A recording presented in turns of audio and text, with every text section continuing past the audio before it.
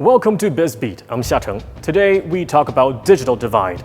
To understand what it is, let me first talk about a book called Folding Beijing.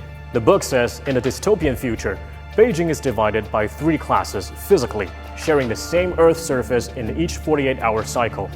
The first governing class occupies the space for 24 hours, after which the Earth's surface will be turned upside down to move the second and third classes up. The second class of middle-class people will enjoy the following 16 hours. Then the building of the second class will fold and retract, while the high buildings of the third class unfold and rise. The third class are lower-class people who can be awake for only 8 hours. When each class is turned down or folded, the residents there would be put into sleep. Traveling, communications, and economic activity between classes is tightly controlled, and violators would be put into jail. Okay, that's indeed a dystopian world we don't want to live in. But the book raises a good question. As technology and digital solutions are bringing new economic growth momentum, are they actually dividing the society? In the World Economic Forum's new annual Global Risks Report, the so-called digital divide is dubbed a top risk the world must tackle in the next 2 years, along with infectious diseases, job crisis, and the lack of hope among young people. The COVID-19 pandemic worsened the inequality. People have been reliant on digital solutions and the internet to work, learn, and get by. But the gap between the rich and poor regarding access to digital technology creates an opportunity gap that could eventually lead to substantial economic inequality.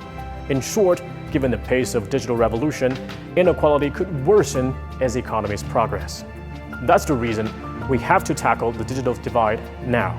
Digital technology was not invented to tackle inequality, but some of the adoptions of digital technology could serve as solutions for inequality. A good example is China, where new digital platforms are closing the opportunity gap. China's booming e-commerce allows micro and small companies, even those in remote villages, to sell products directly to almost 1 billion internet users across the country. That helps to equalize opportunity.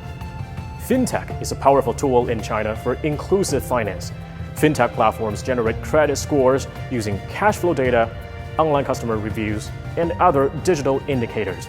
That means they can use these scores to make loans without collateral to millions of micro and small businesses in China. Those tiny businesses previously could not obtain a traditional bank loan.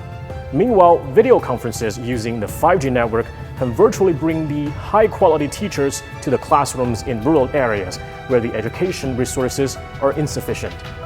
That reduces the opportunity gap for education. But after all, the key lies in equal access to digital infrastructure, and such a right needs to be protected and ensured by governments and public policies.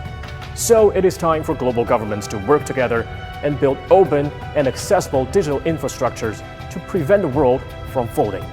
That's today's BizBeat. If you find this video helpful, please like, repost, and leave your comment.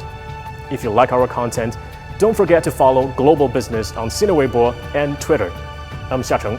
This is BizBeat. Speak soon.